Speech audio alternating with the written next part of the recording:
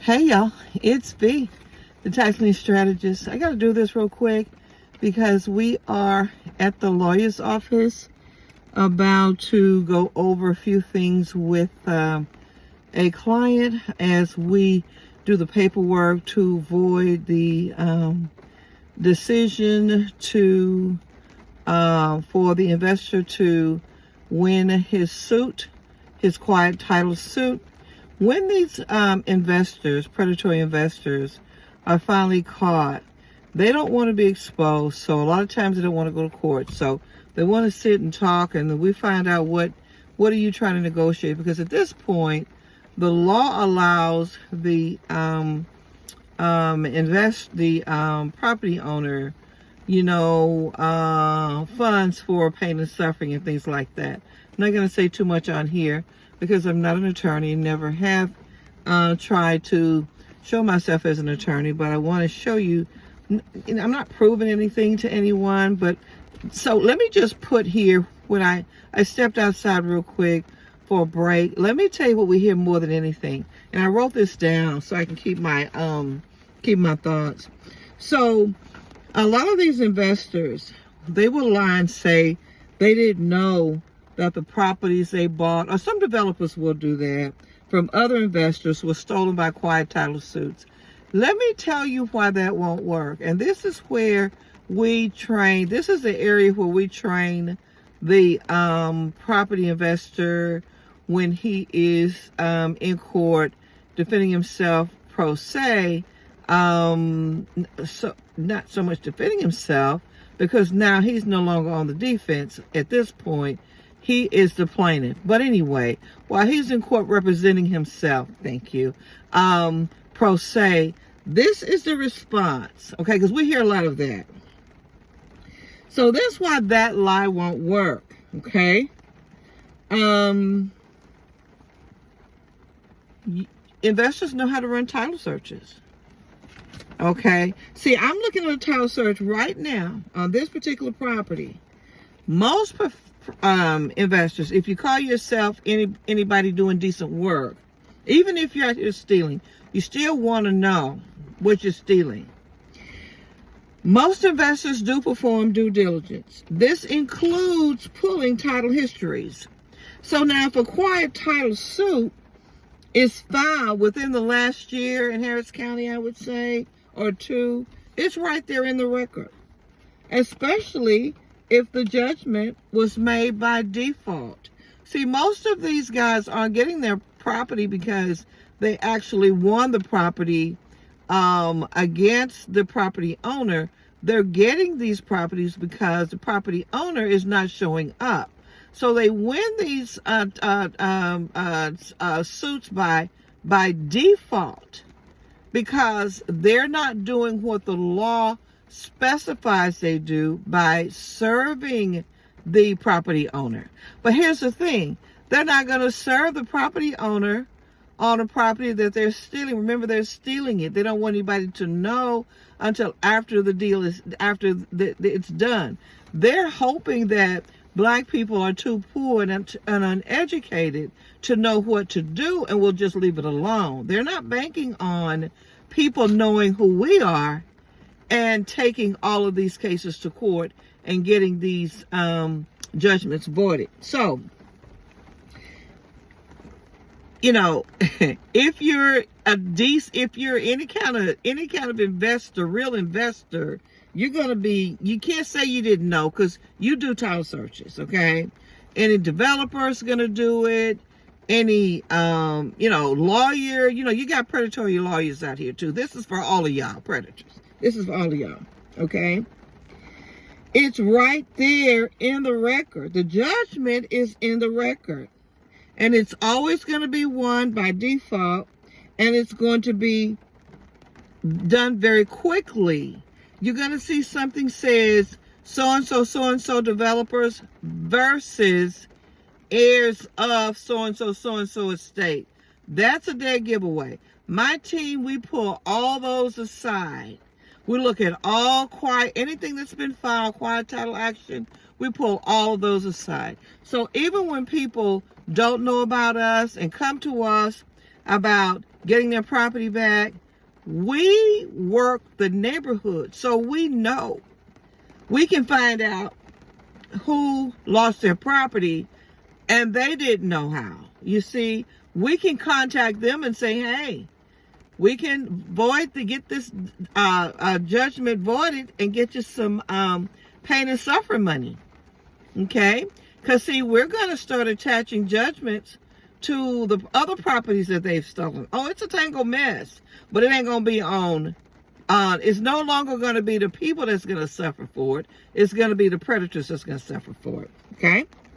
So here's a red flag. A title with only one party asserting ownership in a court decree with no opposing party is not a clean title, y'all. I'll say it again. A title that only has one party asserting ownership in a court decree with no opposing party is not a clean title. So I don't understand when these people go on television with these lawyers saying that we don't, after they paid these lawyers $17,000, $18,000, what are we gonna do? And they got these lawyers begging for more money. They're just taking their money. It's easy fix if we can do it, and we're consultants. We know lawyers can do it.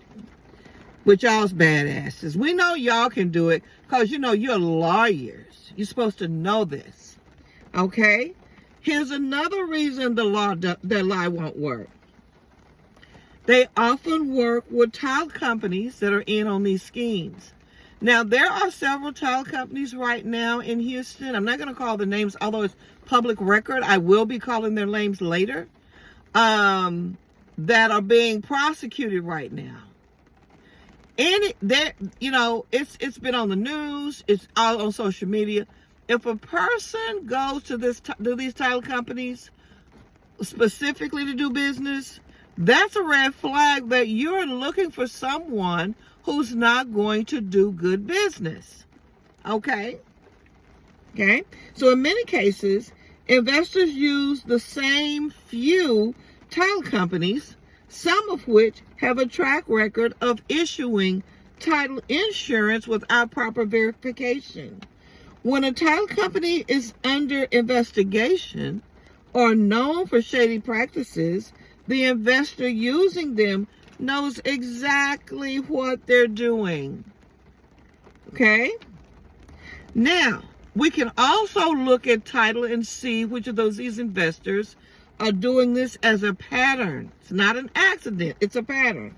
Because what we do is, once we see that you have stolen one property, we're going to investigate everything you have.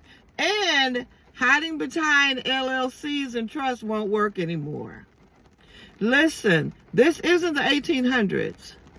It's not the day of where records are kept in a book, and like in Tulsa, where the so-called property records of black people who lost their property, their deeds and stuff in fires, and so white people can walk right into their properties once they run out of town. Those days are over.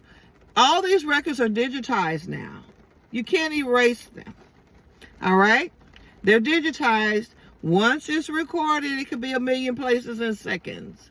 Okay? So, it's a pattern. Not only are we going to investigate what you're doing on this one property, we're investigating every property that these predatory investors have. Okay? Because it's rarely just one property. These investors buy multiple homes in gentrifying areas, many of which involve heirs, missing probate, or fraudulent affidavits of heirship. Patterns of behavior reveal intent. All right?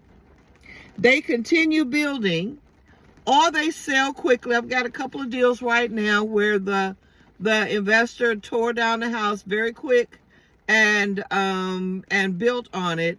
Well, I'm not going to reveal everything and say too much, but I'm going to have my client tell you thank you when this is all over with, because he's going to own that. He's going to own that building. He's going to own that building that you put on there. But if someone truly didn't know, they wouldn't immediately tear down homes or flip them. The speed of transfer and improvement is a sign of intent to conceal and capitalize. These are my notes here. The community talks, and they know who they bought from. Okay? That's where we get a lot of our information, from the community. These investors often purchase from known bad actors in the community. A drunk Uncle Buddy, or a crackhead nephew Tito. Okay? Y'all trick them into signing something, knowing there are other heirs who need to sign. And don't even give them a few dollars. You promise them some money, and when you don't do what you say you're going to do, then they tell everything. This is what's going on out here. They tell it all. So the community is talking, okay? And now we know, this is how we know also who's buying these properties quickly. Sometimes you all aren't even, these investors aren't even recording the deeds, okay? They're just flipping it to somebody else pretty quickly who's ignorant and who doesn't know any better. The only thing they know how to do is steal. Don't even know that they should not be out here purchasing property unless it's recorded. They have a paper trail, but that's on them, okay? So we know what we're going to do. We're in our private group deciding how we challenge these, and we did. And we came out knowing what we were going to do to challenge all of these. We are split up in groups, so we know how to do this, okay? So just wanted to say that this is something we're dealing with today, when an investor has the nerve to tell the lie and say that he didn't know these properties were stolen. Well, we don't believe you, and that also does not absolve you of complicity. You must know. I know you got to be doing title searches out here. And another thing, if you don't get a meeting of the minds, meaning if you don't get an heir or all the heirs to agree to the property, okay, you know you cannot go out here and perform as if you own the whole property. All right? You know what you're doing. You know enough. But these people who are going around here teaching y'all how to steal property, they're missing some very, very key points for you all. And that's how you all are getting in trouble when you're paying them all this money to teach you how to steal. They're going to a meeting after the one they have you in. And that's where the real hidden stuff is going on. A lot of lawyers are involved in that. A lot of lawyers are involved in property theft. We know that. Listen, we know. Get ready. We're coming. We haven't made it around to the properties you've stolen. You may as well start trying to get in touch with these people and trying to offer them their properties back, because there's no way you can get around this. Okay? It's bigger than Houston. It's bigger than Harris County. Okay? If Harris County and Houston does not respond the way we expect, then we'll be dealing with this on a national level with some national organizations. Okay, that's all I'm gonna say. All right, I will talk to you all soon on the next YouTube podcast.